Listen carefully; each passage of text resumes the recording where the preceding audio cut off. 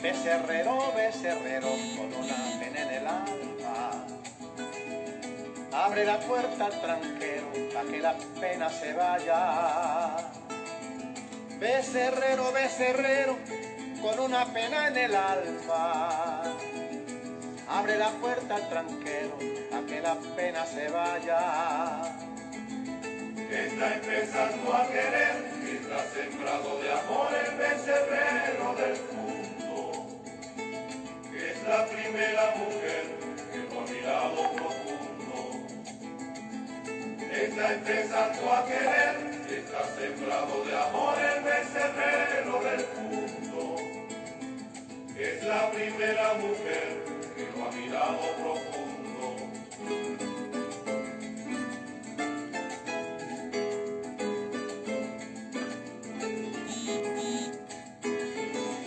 En los fogones del hato hay una brasa encarnada y el becerrero hace rato como queriendo apagarla. En los fogones del hato hay una brasa encarnada y el becerrero hace rato como queriendo apagarla. En el sitio ya no hay queso, no saca suero ni le quiebra la cuajada, porque el tropel de unos besos empujó la empalizada. En el sitio ya no hay queso, no saca suero ni le quiebra la cuajada, porque el tropel de unos besos empujó la empalizada.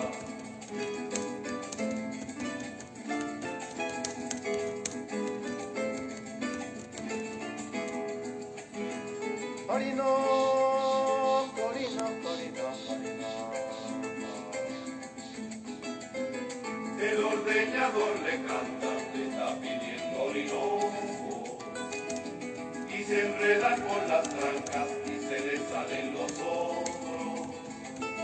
El ordeñador le canta, le está pidiendo orinoco, y se enreda con las trancas y se le salen los otros. Se le murió un becerrito recién nacido porque no lo curó a tiempo. Camina sin rumbo fijo con el corazón enfermo. Se le murió un becerrito recién nacido porque no lo curó a tiempo. Camina sin rumbo fijo con el corazón. Saludos, estimados amigos digitales, donde quiera que ustedes se encuentren. Reciban mi abrazo virtual, mi cariño, mi respeto y sobre todo mi agradecimiento por seguir este espacio. Mi nombre es José Ríos Lugo, soy comunicador social. Este espacio se llama En Conversación con Ríos Lugo y es una producción del portal informativo El Reporte Global. Escuchamos allí de fondo a el señor Simón Díaz, el tío Simón, nuestro Simón Díaz, que el día 8 de agosto, o sea, el día de ayer, cumpliera 93 años de edad si estuviera vivo. Es decir, hace 93 años, en 1929, nació el señor Simón Díaz. Una de las personas, uno de los venezolanos más queridos por todos en el país, tanto o muy cerca como es querido José Gregorio Hernández. ¿Quién no quiere, quién no ama la música de Simón Díaz? Bueno, habrá uno que otro, pero estoy seguro que la gran mayoría de los venezolanos amamos su prosa, sus maravillosas tonadas, y precisamente estábamos escuchando La pena del becerrero, una tonada bellísima de Simón Díaz. Y con esto seguimos entonces promocionando nuestra música popular venezolana y haciéndole un merecido homenaje a Simón Díaz. Bueno, esta noche voy a estar conversando con el economista Manuel Sutherland, quien ya está por allí y vamos a darle acceso a la transmisión para iniciar nuestra... Son lunes de economía y vamos precisamente entonces a tratar el tema económico con Manuel. Buenas noches, Manuel, ¿cómo estás? ¿Qué tal? ¿Cómo está todo? ¿Me oyes bien? Sí, te escucho bien, perfectamente. Perfecto. ¿Tú me escuchas bien también? Tenía como una mini interferencia, pero creo que ya se oye mejor. Ah, bueno, excelente, perfecto. ¿Cómo estás, hermano? ¿Cómo está la cosa? Ahí, Eh, Bien, en la lucha. sí. Cuando uno le hacen esa pregunta aquí en Venezuela, uno vaya que contestar. Pero bueno, Difícil. es difícil. Mira, Manuel, muchísimas cosas que conversar contigo, ¿vale? Esta noche, no solamente de economía, también vamos a tocar temas políticos, porque tú le entras a la política también. Pero bueno, vamos a comenzar. Lo primero que quisiera que nos dijeras o que nos explicaras, ¿qué es la reconversión y a quién afecta o a quién beneficia? Sí, básicamente la reconversión es un cambio nominal en el cual se eliminan ceros de la moneda para que ésta sea mucho más fácil de emplear, usar, calcular para realizar transacciones con mayor facilidad. El hecho que se le quiten ceros a la moneda no implica que se devalúe, que vaya a perder valor con respecto al dólar, al euro, no implica que vaya a haber un aumento de precios, sino simplemente indica que hay que facilitar el intercambio económico, el intercambio monetario, y que es necesario fundamentalmente abreviar, achicar el cono monetario para que este pueda ser más manejable. Evidentemente que cosas como el ticket del metro, que cuesta 80.000 bolívares de los actuales, deberían costar 0,08 en el nuevo bolívar llamado digital, de alguna manera. Tengo entendido que no va a haber monedas por debajo de un bolívar nuevo, y eso va a hacer que vaya a tener que suceder algo así como una especie de junta o una especie de aglomeración de esos bienes que son muy pequeños para que se puedan pagar por unidad, ya que la unidad es muy pequeña siendo uno solo en individual. Es decir, es muy probable que los tickets del metro los vendan de 20 viajes y no de uno porque ya no hay dinero como pagarlo. Igual pasa con la gasolina, igual puede pasar con algunas cosas que pueden aumentar de precio que tenían precios muy bajos. Ahora, esto beneficia principalmente al sector bancario, a las empresas para sus procesos contables y facturación. Sí, claro. De hecho, hay muchas empresas que tenían máquinas fiscales que los ceros no le cabían. Yo me acuerdo que hace un tiempo me compré un jamón tipo serrano, Caramba, una tú eres marca por oligarca. ahí. Estaba en oferta, en una panadería perdida por ahí y no había cómo pagarlo. Entonces la caja registradora tenía un montón de ceros, entonces hubo que fraccionar varios pagos me sentí como una estrella pagando un jamón. Y bueno, imagínate, eso es un jamón. Imagínate una empresa que compra 2.000 jamones, 100 jamones, necesita fraccionar, romper porque las máquinas fiscales no tienen esa capacidad. Entonces, la cuestión de los trámites se hace muy engorroso para las empresas, se hace costoso, la contabilidad, los errores que también eso pueda conllevar. Ahí, no sé, alguna persona que haya hecho un pago móvil se pasó de un cero, porque son 8 o 10 ceros para cualquier compra. Imagínate para una empresa que tiene 20 ceros, 18 ceros, 17 ceros, el mismo gobierno. Entonces, la reconversión monetaria de hecho llega tardísimo. debió hacerse por lo menos hace 2 años y algo. La primera reconversión monetaria de 2008 se hizo quitando 3 ceros. Ujú. Ahora ya han quitado 6. O sea que estamos hablando de mucho tiempo de retraso y de hecho, ya en 2019 el tipo de cambio estaba alrededor de 10.000 bolívares por dólar, lo cual es demasiado. Ya había que quitarle 4 ceros en esa época. Y bueno, se postergó, se postergó, se postergó y se emitió el ridículo billete de 1 millón de bolívares que no tiene ningún tipo de sentido, ¿no? Un billete completamente disparatado. Pero bueno, alguien me puede decir que el billete de Zimbabue es mucho más grande.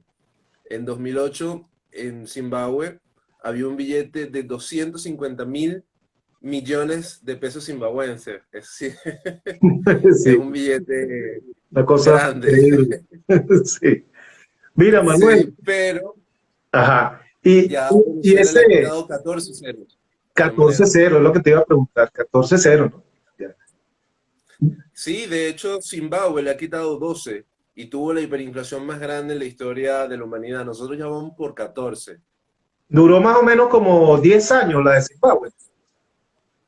Duró más o menos 10 años, sí, sí. Lo que pasa es que en Zimbabue la hiperinflación no fue tan explosiva como la venezolana. Los primeros años fueron 500%, 800%, 1000, 2000 y tuvo la explosión entre 2007 y 2008. Pero la hiperinflación en Zimbabue no fue tan consecutiva como la venezolana, porque hubo periodos en el cual la hiperinflación se controló. Venezuela es la segunda hiperinflación más larga en la historia de la humanidad, tiene 44, 45 meses y es seguida de la hiperinflación de la Nicaragua sandinista, con 56 meses, que evidentemente es la hiperinflación más larga, aunque la hiperinflación venezolana es más grande que la nicaragüense. Bueno, el gobierno, fíjate, hace este anuncio, pero no hace ningún otro tipo de anuncio en materia económica que vaya concatenado a esta medida. Esta es una medida como aislada. Eh, ¿Qué debería acompañar a esa medida?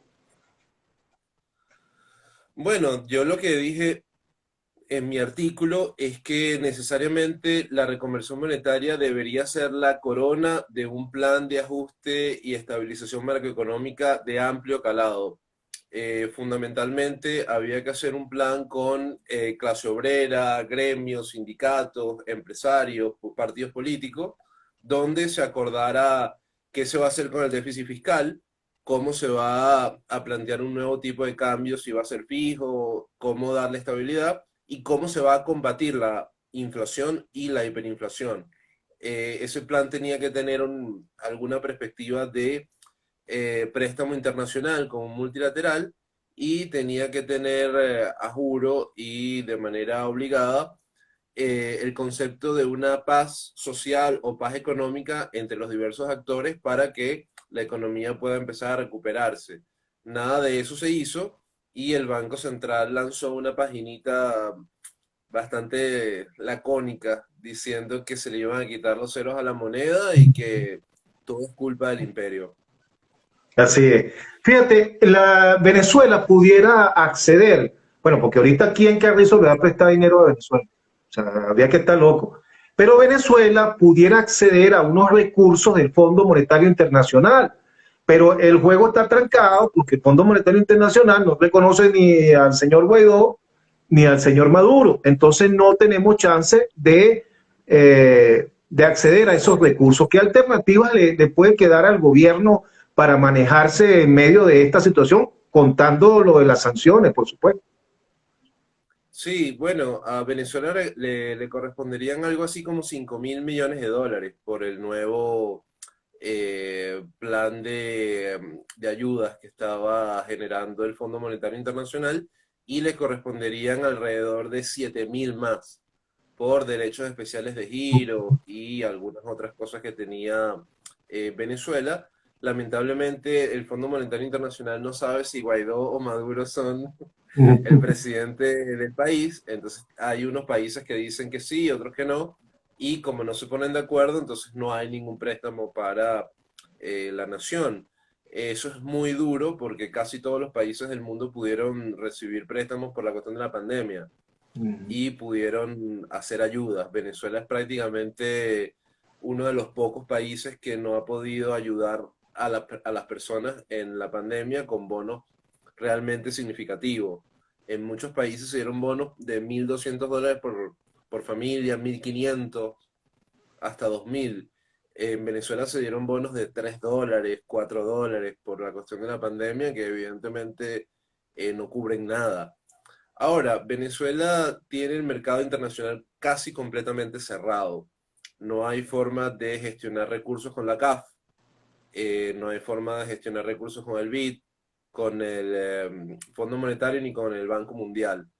Lo que le quedaría a Venezuela sería el intento de vender petróleo a futuro. Vendiendo petróleo a futuro de alguna manera se pudiera tratar de paliar un poco la crisis tratando de colocar lo que más tenemos en nuestro país, que es petróleo, y que lamentablemente no hemos podido vender. Eso pudiera ir a bolsa virtual internacional o pudiera colocarse en mercados como el mercado ruso, chino, cosas así que puedan de alguna manera evadir las sanciones. Fíjate, yo recuerdo que en 2018, previo a las elecciones del 20 de mayo, el señor Jorge Roy señaló en un foro en que yo estuve cubriendo que, mira, no hay que hacer nada, aquí no hay que hacer nada, no vayan a elecciones, no, o sea, no participen. Aquí no hay que hacer absolutamente nada porque la hiperinflación va a tumbar a Maduro en unos meses. Eso lo dijo el señor Jorge Roy, yo lo tengo grabado incluso antes del 20 de mayo. Bueno, evidentemente eso no pasó. Y creo que, pero fíjate lo siguiente, la hiperinflación no ha acabado con el gobierno y tampoco en otros países. Las sanciones, que es a lo que apostaron un sector de la oposición para también derrocar a Maduro, no ha funcionado. No funcionó en Cuba, no ha funcionado en Irán. Bueno, Irán tiene sanciones desde 1979 y han aprendido a nadar en ese mar y bueno, y han salido adelante y están produciendo petróleo y gasolina y toda esa serie de cosas. O sea, que el gobierno pudiera, a pesar de esta situación, de la sanción y todo esto, mantenerse y seguir maniobrando aún con todo eso en contra, ¿no? Bueno, la verdad es que hace algún tiempo yo tuve la oportunidad de hacer una investigación formal para la ONU y para Provea sobre las sanciones. Hay dos trabajos largos sobre ella, están publicados en inglés, en español, y esos trabajos básicamente podría decirse que tienen tres conclusiones. La primera es que las sanciones no son el mecanismo efectivo para el cambio político. Alrededor de 11 países, 11% de los países ha tenido un papel relativamente relevante, por decirlo de alguna manera.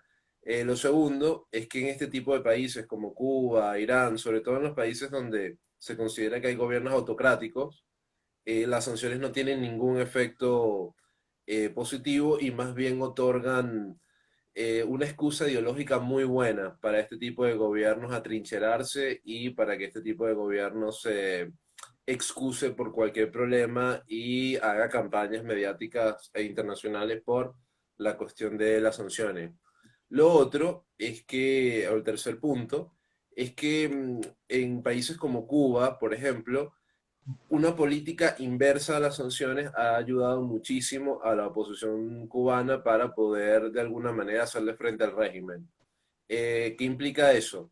Que países como Canadá, España pudieron facilitar la introducción de celulares, de programas como WhatsApp, como el mismo Instagram, y con eso pudieron de alguna manera dinamizar el escaso pensamiento político opositor visible que había en la isla. Y en el caso venezolano, yo creo que si no hay un proceso de ayuda y recuperación económica, es muy difícil que la oposición venezolana tenga alguien que pueda de alguna manera financiar sus actividades, de alguna manera darle un impulso económico a sus pretensiones políticas y también es muy difícil que la oposición incluso pueda ir a elecciones.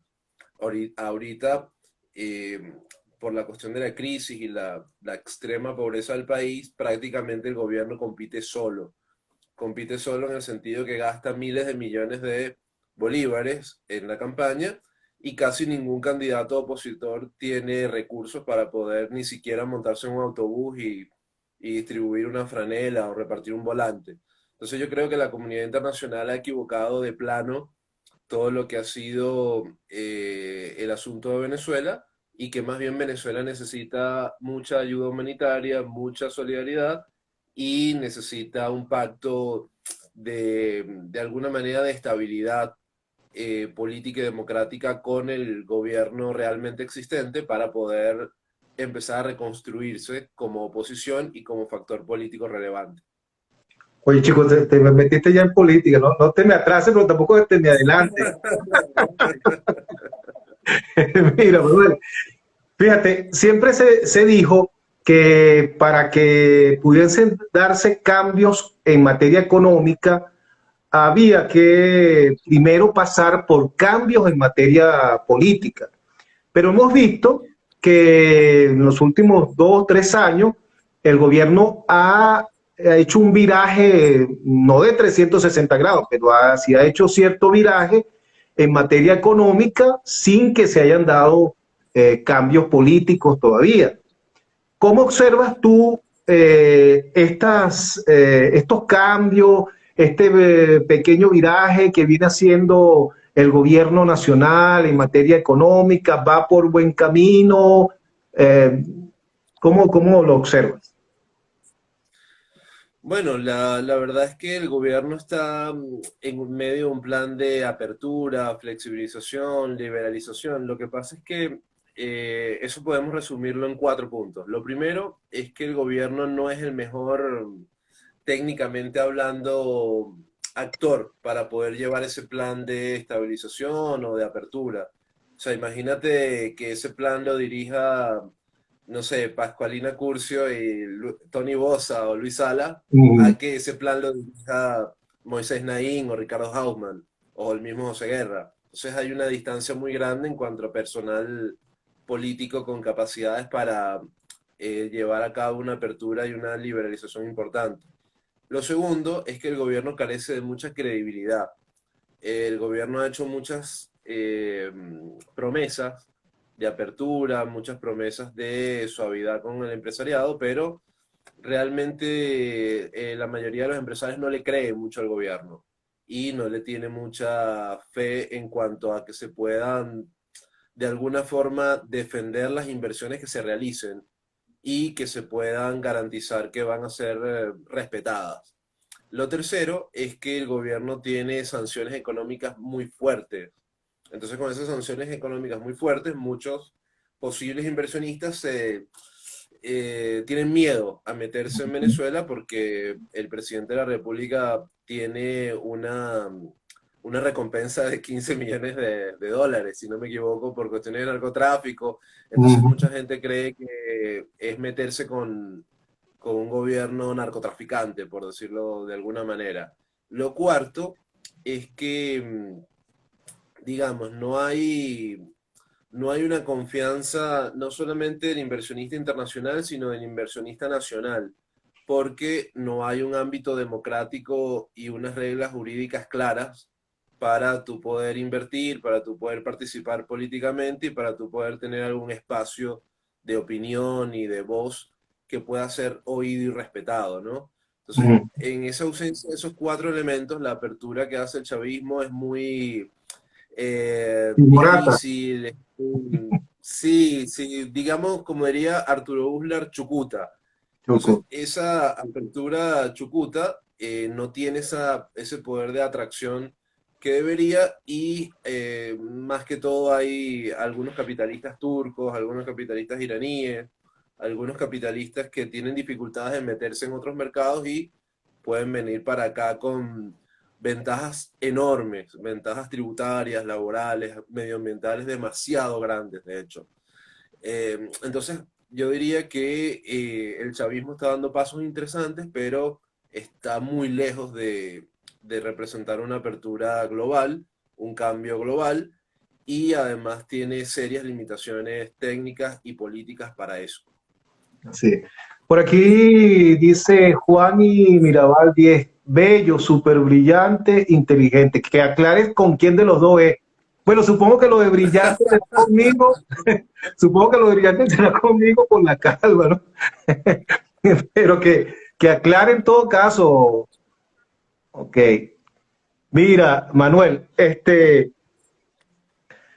estamos ahorita frente a la posibilidad de que se inicie un nuevo diálogo entre oposición y gobierno, que está planteado en teoría que se realice en México este mismo mes, y se reinicie. Ya los bandos han manifestado su disposición a ello. En ese diálogo, y aquí entramos en materia política, qué actores por parte de la oposición, o no, no vamos a hablar de la oposición, porque cuando hablamos de la oposición pensamos en los partidos políticos que hacen oposición. Eh, ¿Quiénes deberían estar ahí del sector del país que adversa al gobierno? Y sobre todo, ¿qué materias deberían discutirse en ese diálogo? Bueno, lo primero es que yo creo que en ese diálogo tiene que haber representantes de casi todos los partidos políticos relevantes, ¿no? Los partidos políticos que tienen diputación nacional, exdiputados del G4, por ejemplo, y tiene que haber una representación de la sociedad civil también. Debería haber una representación de la academia, una representación de gremios, de ONGs, aparte de participación de multilaterales, ¿no? Lo segundo es que considero que el diálogo debería fundamentalmente enfocarse en 5 aspectos, ¿no? Lo primero son las condiciones electorales. Debería haber una mejora en las condiciones electorales que de alguna manera facilite un poco más o incentive un poco más a la población a poder ir a votar. Yo voy a votar, pero hay alguna población que no está del todo de acuerdo con las condiciones laborales electorales que existen. Lo segundo es que tiene que haber una liberación de presos políticos muy importante. Hay una persecución contra alrededor de 220 personas que están presas, no solamente los casos emblemáticos como el de Baduel o el de Miguel Rodríguez Torres, sino también hay obreros que por, digamos, protestar condiciones laborales adversas han sido apresados, ¿no? Deben liberarse completamente. Y un montón de personas que realmente están de alguna manera perseguidas por el gobierno, ¿no? Ello debe pararse. Y eso también tiene que ver con las inhabilitaciones, que hay un montón de personas que están inhabilitadas para optar a cargos públicos, y esas inhabilitaciones son completamente políticas. Entonces debería también eliminarse eso de una manera drástica. Lo tercero son las sanciones. Las sanciones hay que emitir un comunicado, digamos, entre la oposición y el gobierno para poder de alguna manera, acordando mediante política, acordar una suavización drástica de las sanciones, sobre todo las sanciones económicas contra el país, como parte fundamental. Lo tercero, tiene que haber un acuerdo humanitario, político, económico para atender la crisis humanitaria actual. Hay personas que se están lamentablemente muriendo porque no tienen una medicina de $10. Y hay muchas personas que están en un estado de extrema miseria que pudiera resolverse con recursos muy pequeños. Entonces, eso habría que resolverlo, perdón, y eso se pudiera resolver con los más de 12.000 millones de dólares que tenemos afuera en cuentas en el extranjero como congelados. Eso está bastante al alcance. Lo cuarto tiene que ver con la necesidad de poder reestructurar la deuda externa venezolana con un macro acuerdo parecido al Plan Brady que permita que Venezuela de alguna manera regrese a los mercados internacionales con garantías en petróleo o endeudándonos directamente en petróleo con ventas de petróleo a futuro, pero eso ya sería una cuestión más técnica, pero requeriría de un acuerdo nacional importante. Ese cuarto pudiera ir acompañado con un acompañamiento muy grande de la ONU, como pasó en Irak, cuando las sanciones contra Saddam Hussein impedían que el dictador iraquí dispusiera de los recursos abiertos. La ONU creó una especie de off-taker que podía administrar esos recursos de manera transparente y podía ejecutarlos sin que el régimen de iraquí de aquel entonces lo hurtara. Eso sería bastante útil para el caso venezolano. Yo diría que la última fase o el último punto de negociación y discusión pudiera ir por el lado de un acuerdo político de paz en el cual se garantice la entrada de todos los partidos políticos que están judicializados y de la cantidad de partidos políticos que no pueden entrar a las elecciones, como por ejemplo el Redes de Juan Barreto, que nunca tiene posibilidades, y las tarjetas políticas que están en manos de otras personas. Tengo entendido que Voluntad Popular, Primera Justicia, algunos de esos partidos no están en manos de sus fundadores y han sido entregados a otras personas. Entonces, bueno, eso debería aclararse, sacarse al Tribunal Supremo de Justicia de la asignación de partidos y tarjetas, ¿no? Ahora, fíjate, ¿qué obligaría, si hacemos un pequeño recordatorio y nos vamos al año 2019, teníamos a un líder de oposición circunstancial que apareció por circunstancias, como fue el señor Juan Guaidó. Luego de su autoproclamación, bueno, contó con el respaldo de más del 60% de los venezolanos en ese momento. Así lo reflejaban las encuestas en ese entonces. Pero en ese momento el señor Guaidó no se le pasó por la mente y al grupo que lo apoya aprovechar esa fuerza interna para sentarse a negociar con el gobierno, para obligar al gobierno de alguna manera a sentarse y negociar. Pero resulta que ahora que el señor Guaidó y la gente que lo respalda está incluso por debajo en aceptación del propio Nicolás Maduro, según las encuestas que se publican, Nicolás Maduro tendría un 13% y Juan Guaidó un 12% de aceptación. Entonces se va a dar esta negociación.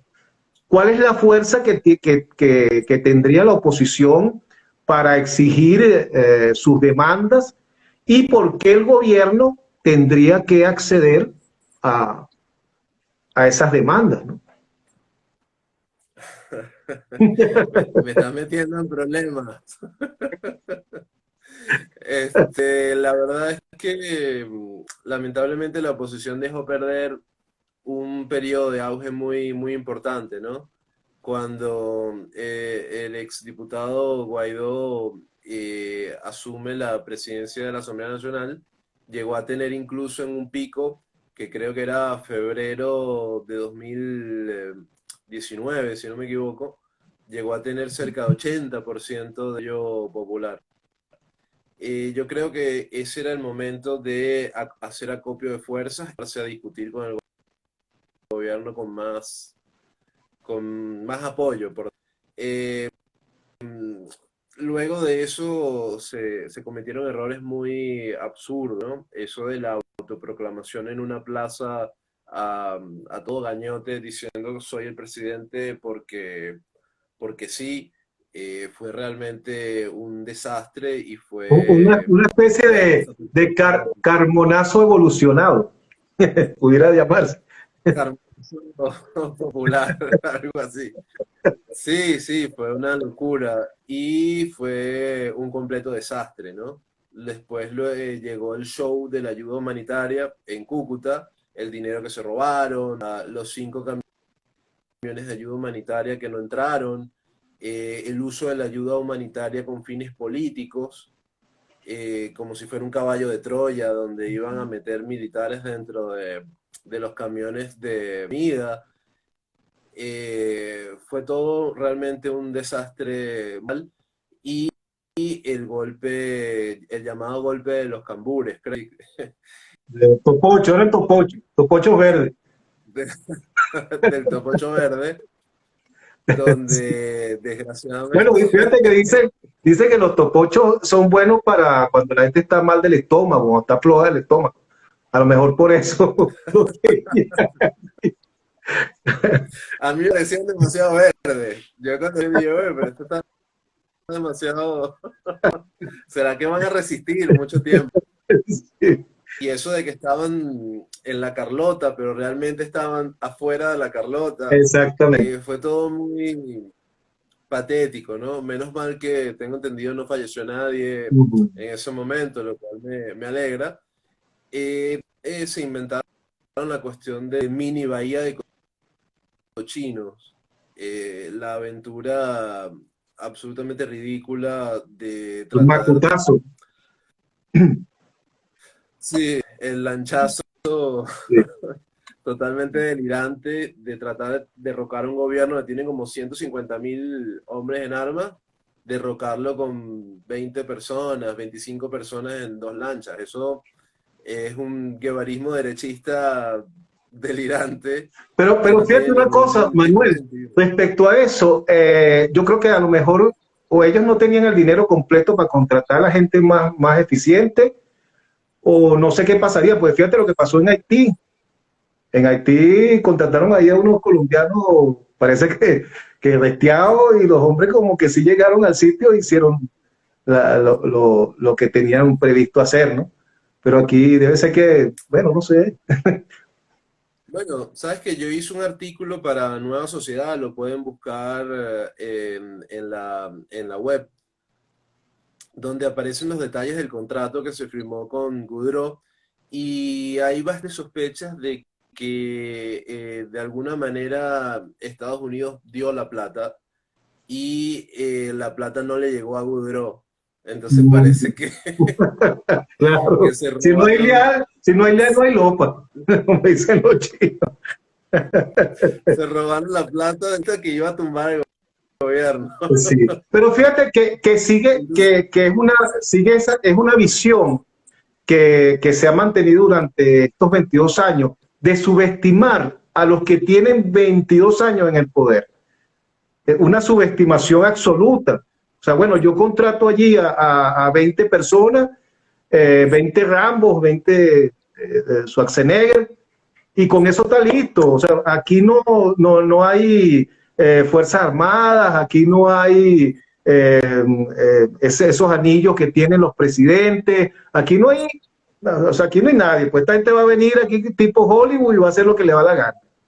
Entonces es parte de esa sí, subestimación, ¿no? horrible. Y bueno, de hecho, toda esa cantidad de disparates, sobre todo el último, costó la vida de personas Mm. bastante entusiastas y bastante honestas que de verdad tenían un sueño, fueron asesinadas de una manera muy lamentable, ¿no? En un combate totalmente perdido de antemano. Después, y en el transcurso de eso, el discurso de la abstención es bastante mortal. Se supone que contra el gobierno lo único que se tiene es la cantidad de personas que están en contra de él. Si hay un 80% de personas que están en contra del gobierno o un poco más, se supone que lo más importante es el número. Entonces, el discurso de la abstención es muy peligroso, es muy dañino y es usado de manera indiscriminada. Entiendo que no había que participar en las elecciones a la Asamblea Nacional Constituyente, porque la verdad es que el gobierno hizo uso de tal forma que era imposible tan siquiera meterse, pero en otras elecciones había que dar la pelea en cada calle, en cada centro electoral, porque realmente hacen eso, organizan a las personas para que vayan a elecciones y para que cuiden los votos. Entonces nada de eso se ha hecho. En la actualidad, Fíjate, gobernaciones, pero sobre eso alcaldías, que me estás diciendo, Manuel, ajá, eh, sí, sí. este, precisamente, eh, ¿qué lectura podemos sacar? El PSV acaba de celebrar ahorita su primaria, con chucutas, no chucutas, bueno, en las condiciones que sean, pero fueron a un proceso primario, pues, ¿no? Y se movilizaron gente, yo no sé cuánta, 3 millones, 3 millones 500, 4 millones 500, más o menos que entre 3 millones y 4 millones 500, que es lo que ellos han movido en los últimos procesos, pudieron haberse movilizado.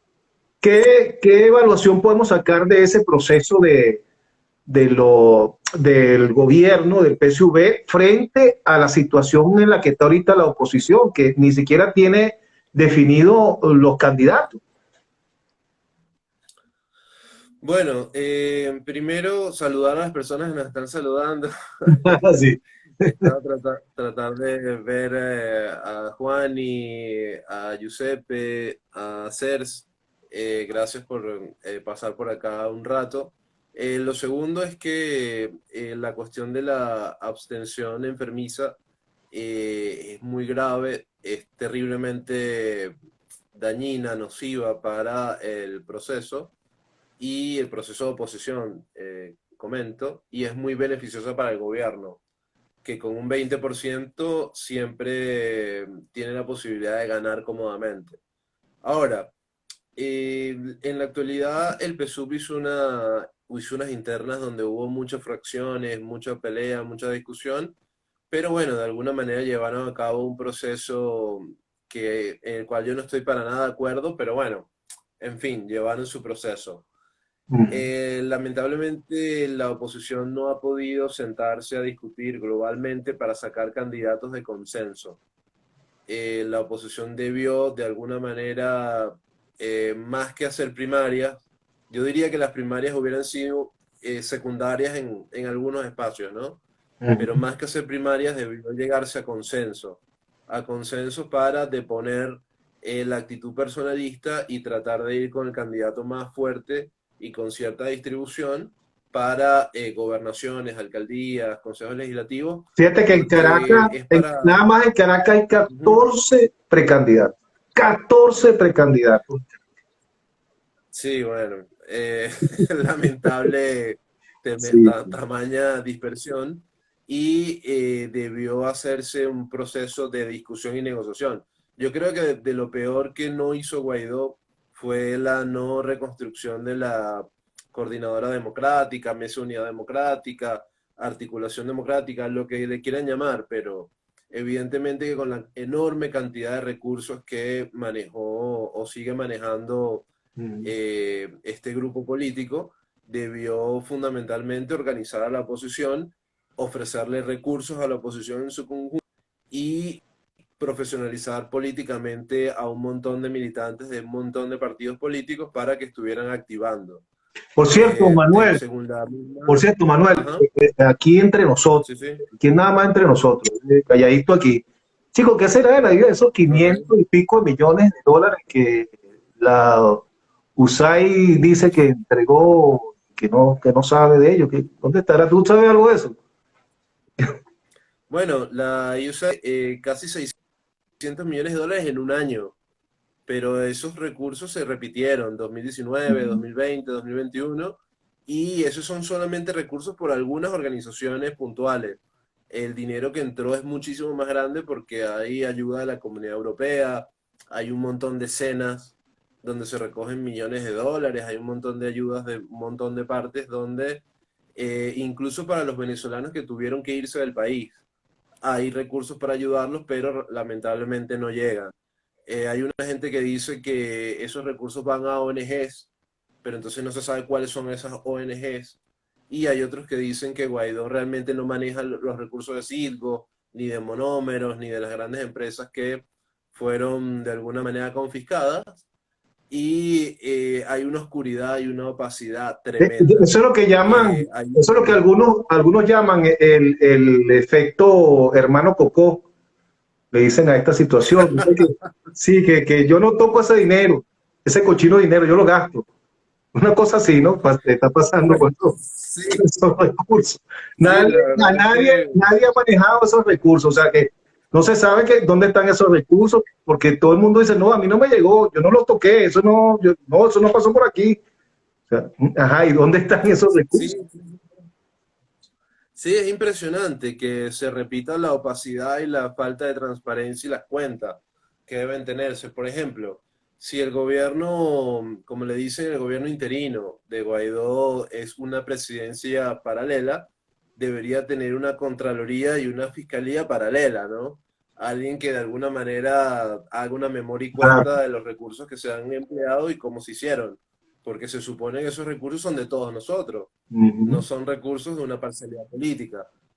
Pero no hay nada de eso, y ya han No, y pasado está varios años y obligado, no hay ningún y si tipo es de consecuencia. gobierno, está obligado por la ley a rendir cuentas. No es un favor que le haría al país, sino está obligado como funcionario por la ley a rendir cuenta de los recursos del Estado que maneja. Y eso no se ha dado, pues.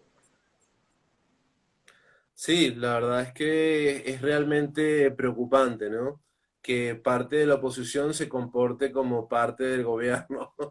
Pero bueno, en fin, la cuestión acá es que la Venezuela o la oposición venezolana va a México con su debilidad más extrema, su menor fortaleza, su mayor división, su mayor fragmentación, e igualmente va a las elecciones del 21 de noviembre con mucha debilidad, mucha fragmentación y con bastantes probabilidades de perder aparatosamente. Todavía Guaidó habla de que no hay condiciones electorales y que no se sabe si van a participar o no, o mejor no participar, o acá o allá, cuando el gobierno tiene rato en campaña y cuando otros partidos tienen rato en campaña. Entonces, lamentablemente, ese desastre probablemente le dé una derrota completa a la oposición global y ese desastre tiene responsables y hay que criticarlos. Fíjate que se está, bueno, los que no se saben si van a participar o no, la gente del E4, son las que vienen planteando que se hagan primarias. Ahora, primero, es muy poco tiempo, creo que queda muy poco tiempo para hacer primarias, pero segundo, los únicos que tienen dinero aquí para ir a hacer primarias y 10.000 primarias son la gente del G4, que recibe muchos recursos de afuera.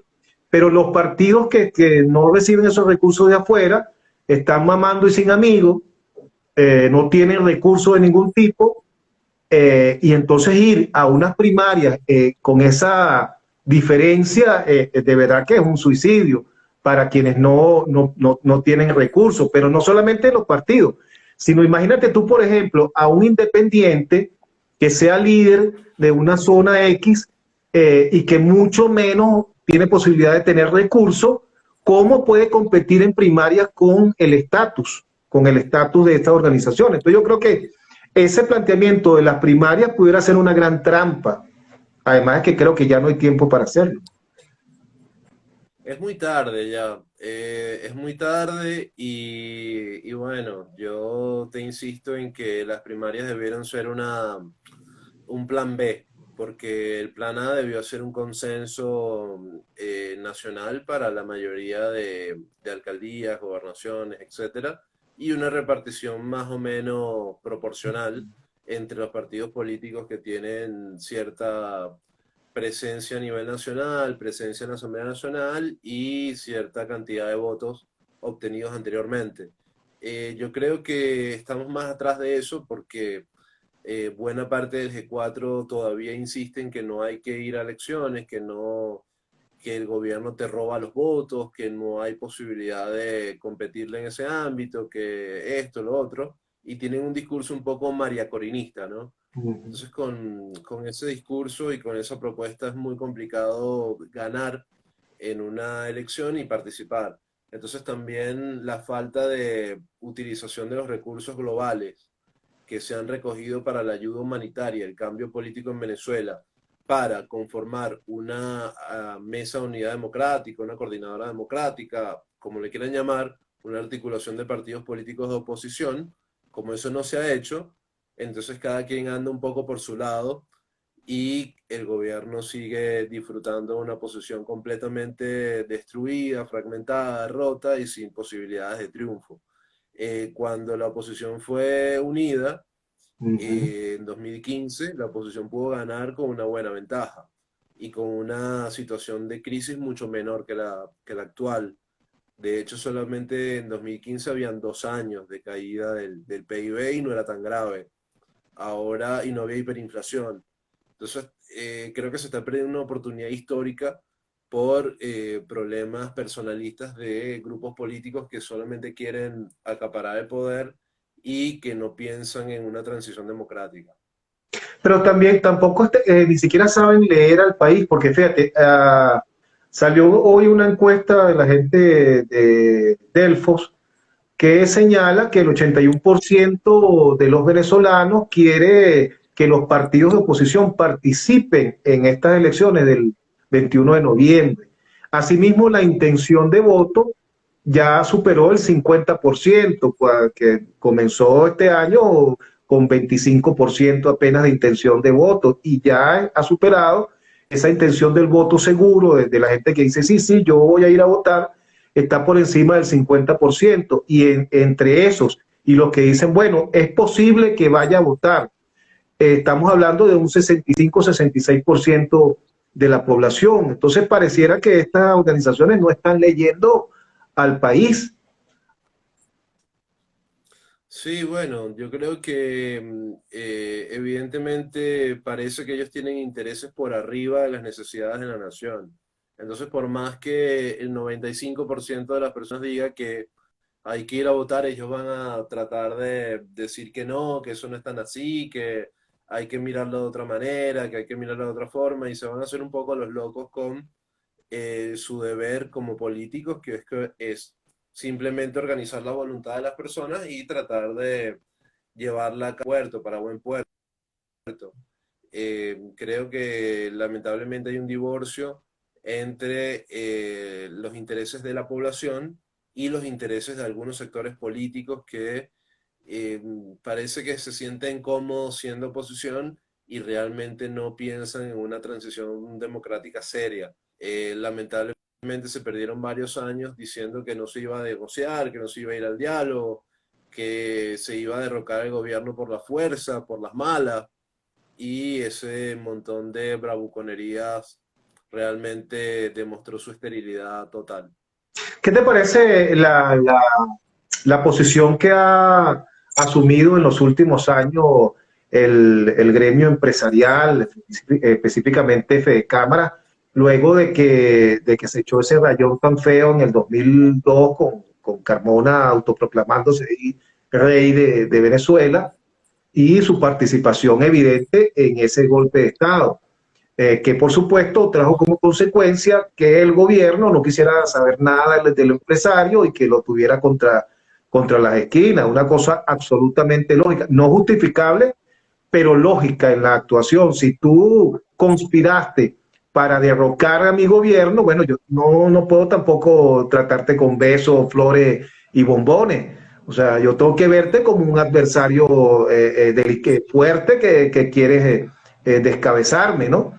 Entonces esa fue la historia de la relación con el sector empresarial, pero resulta que ha llegado a ese gremio una nueva generación que parece que tiene otra visión del país y de la responsabilidad real del empresario, y lo hemos venido observando con las últimas en los últimos 2 años de Fede Cámara. ¿Cómo ves tú en lo particular esa Fede Cámaras de hoy?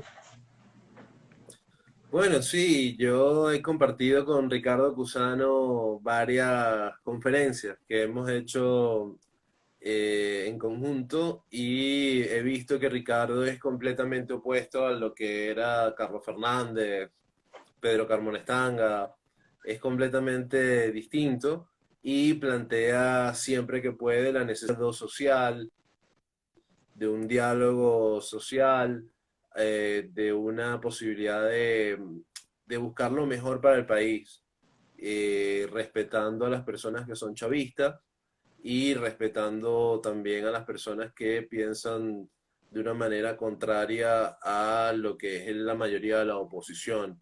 Creo que han hecho buenos acercamientos con Delcy Rodríguez, los hermanos Rodríguez, la Asamblea Nacional, y que están en bastante buen camino en ese sentido. Creo que Fede Cámaras pudiera tener incluso un papel más importante si empezara a desarrollar eso más con la sociedad civil, con otros partidos políticos, con ONGs, con otras organizaciones que pudieran darle un poco más de vida a esas propuestas interesantes. Ahora, yo creo que hay que disminuir un poco la beligerancia en Venezuela y tratar de resolver las cosas discutiendo, conversando, llegando a acuerdos, llegando a consensos, más que seguir peleando. Venezuela tiene demasiados años en una confrontación muy larga y creo que esa confrontación debería detenerse y las personas deberían de alguna manera buscar encuentros. Volviendo al tema económico, ya nos quedan 5 minutos de programa, Manuel. Eh, en algún momento el país tendrá que enfrentarse al dilema de qué va a vivir el Estado, y cuando hablo del Estado me refiero al país, pues, ¿no? De qué va a vivir el país de cara al futuro, cuando nuestra industria petrolera ha sido desmantelada, destruida por el chavismo en todos estos años, la ha vuelto chicha, la agarró con 3.200 millones de barriles de petróleo diario y hoy dicen que están produciendo menos de 700.000. No se está refinando prácticamente nada en el país de combustible. Entonces tenemos una industria que está, bueno, completamente destrozada. Evidentemente, las sanciones a partir del 2017 vinieron a empeorar la situación de destrucción de esa industria petrolera que, vamos a estar claros, ha sido, antes de las sanciones ya la había destruido el chavismo, ¿no? Ahora, de cara a esa realidad y de cara también, fíjate, en Europa se dice que a partir del 2035 ya no se va a depender de los combustibles fósiles. Ya dentro del plan de la Unión Europea está previsto. Evidentemente el petróleo va a seguir mucho tiempo vigente y para las negociaciones respectivas, pero Venezuela, ¿qué debe plantearse en ese sentido? La reconstrucción o la recuperación de la industria petrolera venezolana se dice que está por el orden de los 200 o 300 mil millones de dólares y en un plazo por lo menos mínimo de 5 a 10 años. O sea, ¿qué vamos a hacer nosotros? El camino es ese, intentar otra vez invertir toda esa cantidad de dinero para recuperar nuestra industria o explorar otras posibilidades. Bueno, eso, eso es una pregunta bastante complicada y muy grande, por decirlo de alguna manera. Lo primero es que para nosotros, digamos, volver a producir los casi 3 millones de barriles diarios, en efecto, se necesitan cerca de 200.000 millones de dólares. Esos 200.000 millones de dólares no se van a obtener por ninguna vía, porque es prácticamente imposible, por lo que tú comentas, de la mudanza de la utilización de combustibles fósiles a combustibles o a renovables, con energía renovable. Y hay muchas empresas petroleras que están prácticamente dejando de invertir y cerrando, entonces es muy difícil que vengan a Venezuela a invertir de manera masiva. Y De más hecho que, se acaban de ir de la faja petrolífera dos importantes empresas. sí, la Total y Ujú. Statoil, la noruega y la francesa. Entonces, claro, en esas condiciones es muy complicado que Venezuela llegue tan siquiera al 1,5 millones de barriles diarios en el mejor de los casos, ¿no? Se necesitan inversiones muy grandes y Venezuela no tiene dinero para invertir en eso y los inversionistas son bastante cautos con ese sentido. Sin embargo, Venezuela tiene cerca de 60.000 millones de barriles de petróleo convencional, liviano, mediano, condensados, que pudieran extraerse con buena garantía y permitir que el país de alguna forma pueda extraer 1.200.000, 1.100.000 y eso pueda permitirle generar algunos recursos por esa vía. Ahora, la época del petróleo como motor y dinamizador a través de la renta petrolera que podía pagar todo y podía ofrecer los cadibis y podía ofrecer todas las cosas que si esa época pasó, Venezuela va a seguir siendo un país de alguna manera petrolero, pero el petróleo no va a tener ese protagonismo y esa capacidad tan grande que se tuvo fundamentalmente en los años 70, parte de los años 80 y en el último boom petrolero del 2004 al 2013 más o menos. Entonces, Venezuela tiene que ir hacia la producción de otras cosas. Tiene que haber una diversificación productiva muy grande, una diversificación económica muy importante y tiene que plantearse las energías verdes, el uso o el aprovechamiento de nuestra grandísima biodiversidad, de nuestra energía hidroeléctrica, por ejemplo, nuestra energía solar y muchas cosas que Venezuela pudiera explotar lejos del petróleo, que está siendo poco a poco desplazado. Igualmente, eso no quiere decir que no vayamos a continuar siendo un país petrolero, pero Venezuela necesita otras cosas, necesita evolucionar, necesita crecer. Sí, bueno, fíjate el caso de Dubái, ¿no? Un caso emblemático en el mundo que ellos están, bueno, tienen petróleo para regalar y sin embargo hace 20 años o más se plantearon la posibilidad de que algún día no, el petróleo no fuese su fuente principal de ingresos y empezaron a desarrollar la industria del turismo y fíjate todo lo que tienen hoy y esa industria quizás no se equipare con los ingresos que tienen ellos por concepto de petróleo, pero por lo menos debe estar ahí bien cerca. Pudiéramos nosotros intentar explorar eso, solo que, claro, el desarrollo de una industria turística no va a ser en 5 años, eso va a tardar más, ¿no? Como para decir, Sí, vamos a sí. empezar a depender vamos a empezar a depender de los recursos que nos dé el turismo. Eso no es tan rápido. Bueno, ya para finalizar, Manuel, ahora sí, lo último que quería consultarte en materia económica es la eliminación de la exoneración de aranceles a 600 productos. ¿Eso es positivo para la producción nacional, para los empresarios nacionales, los productores nacionales? ¿Es significativo o por la cantidad de productos es insignificante? Bueno, sabes que el gobierno tiene un rato de alguna forma defendiendo a la industria extranjera en contra de la industria nacional y colocando al importador como el sujeto histórico de la revolución prácticamente. De hecho, Alex Saab es casi que el Che Guevara Mm. del gobierno actual, ¿no? Entonces, parece que el importador es la figura en la cual ellos han confiado para poder llenar los anaqueles de productos y disminuir la sensación de escasez, la escasez efectiva, el desabastecimiento efectivo y la depresión que trae cuando una persona ve unos anaqueles vacíos, ¿no?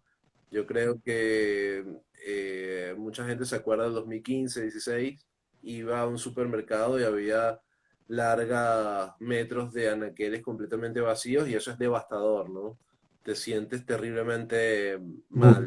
Entonces, el gobierno trató de vadear esas cosas con importaciones, que además es mucho más sencillo importar que producir. Y los empresarios que se asociaron al gobierno son empresarios de importación, son comerciantes fundamentalmente, y también vienen de ese empresariado rentístico que se hizo multimillonario con Cadivi y con la importación fraudulenta. Entonces ya no hay renta petrolera como para medrar a precios preferenciales, entonces ya esos importadores son importadores que trabajan con su propio dinero, dinero que efectivamente debe venir de la renta petrolera que antes tomaron. Entonces, claro, en ese aspecto el gobierno trató de ayudarlos lo más posible y les quitó tributos, les quitó un montón de cosas que debían realmente cancelar. Y eso favoreció que la importación fuera muy fuerte y que muchos productos importados fueran más baratos que los productos que se hacen en Venezuela, incluso importaciones de bienes terminados. Eso es un ataque a la poca industria nacional, al poco eh, parque industrial que queda, y es una ventaja o una defensa a la producción extranjera, ¿no? Entonces yo creo que es muy importante que se hayan eliminado esas 650 exoneraciones que se tenían para la importación, impuestos muy bajos y tributos ceros para traer alimentos, medicinas y un montón de cosas. Eso va a hacer que sean un poco costosos, que sean un poco más caros, pero también puede generar algunos recursos al Estado que pueden hacer que este Estado no tenga que emitir tanto dinero para tapar el déficit fiscal y para crear lamentable inflación. Entonces, eso también es una oportunidad para la agroindustria invertir.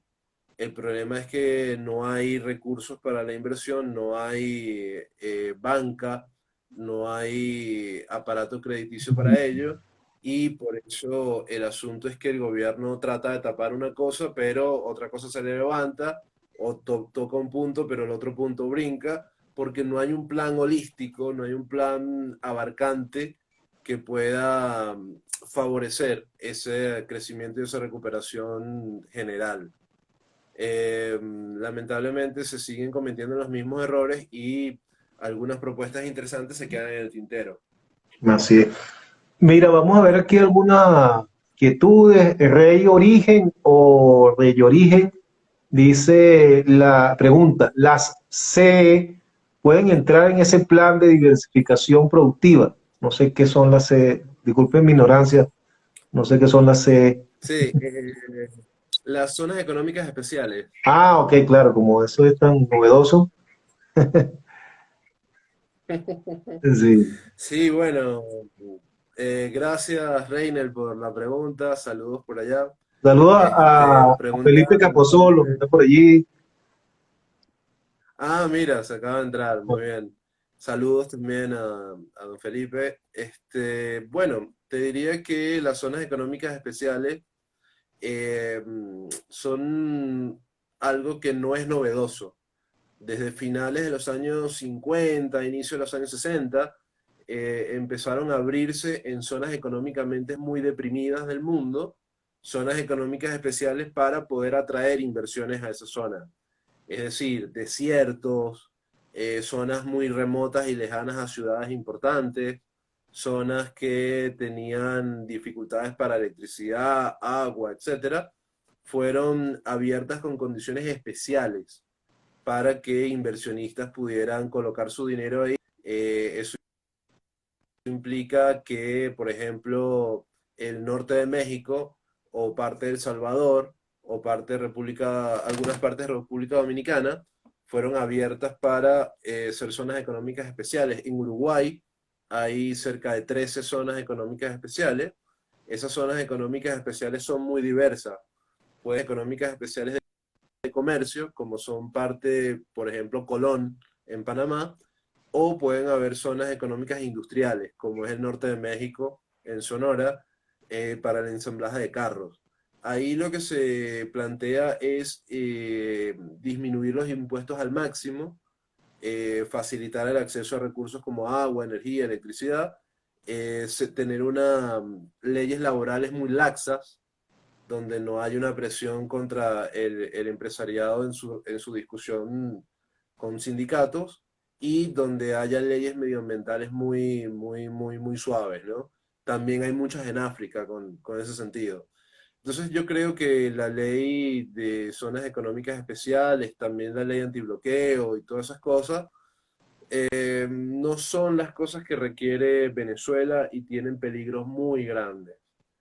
Me explico. Venezuela, con la cantidad de recursos que tiene y las capacidades que tiene de producción y de diversificación de producción, no necesita zonas económicas especiales, sino necesita un gran acuerdo político, social, económico y humanitario que permita reorganizar completamente a la nación y colocarla en pro de la acumulación de capital en condiciones realmente positivas, donde trabajadores, obreros, gremios, sindicatos, empresarios puedan tener confianza en sus propuestas, sean oídos, haya flexibilización y apertura en muchos ámbitos que permitan reconstruir la nación completa, no unas zonas específicas ni unos puntos específicos. De lo segundo es que las zonas económicas especiales pueden tener o pueden ser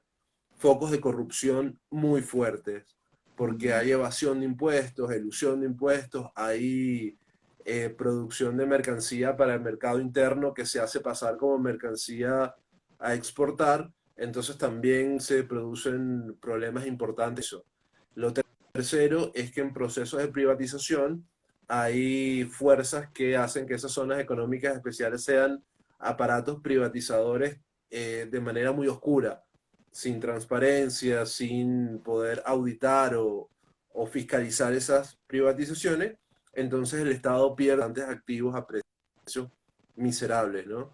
Lo tercero es que hay grandes peligros y grandes riesgos de que se instalen zonas económicas especiales y esas zonas absorban agua potable, absorban energía, absorban electricidad, gas, de servicios públicos que no le están llegando a la población como deben.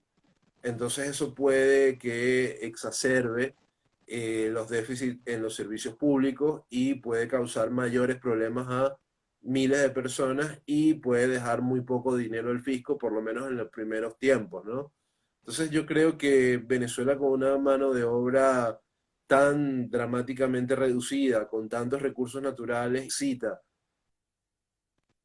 realmente zonas económicas especiales, sino necesita de nuevo un plan nacional de reconstrucción económica, un plan de estabilización macroeconómica, préstamos multilaterales, apertura de nuestras empresas nacionales para que puedan emitir bonos, acciones en el extranjero, en nuestra propia bolsa, que puedan ser en divisa. Se necesitan muchísimas cosas macro y la cuestión de las zonas económicas especiales es demasiado puntual. Entonces yo no creo que, volviendo a la pregunta de Reynel, haya una posibilidad de diversificar la economía a través de las ZEE o zonas económicas especiales. Ok. Bueno, Manuel, oye, te doy de verdad las gracias por esta conversa de esta noche. Creo que tratamos más o menos los principales aspectos del país en este tiempo. Muy agradecido con tu persona y por supuesto muy agradecido con cada una de las personas que tuvieron a bien ver este espacio y que bueno, también va a quedar grabado como siempre en las diferentes redes sociales y va a estar a disposición de todos. Tu despedida, Manuel. Bueno, gracias a todas las personas que pasaron por acá, se unieron. Por ahí está mi primo también, por ahí Raúl que está por allá, Alejandro desde Canadá, algunos amigos, algunas otras personas que pasaron por acá. Y bueno, siempre están mis redes para dar trabajos, hacer intercambios y poder todos llevar agua al molino de la recuperación económica y la transición democrática. Así. Buenas noches, amigos, todos. Mañana voy a estar conversando a las 8 con Jesús Seguida, que nos va a estar hablando de un estudio de opinión pública que hicieron en tiempo real este fin de semana, del cual yo fui testigo. Innovación de punta con esta tecnología que está aplicando la gente de Datin Core.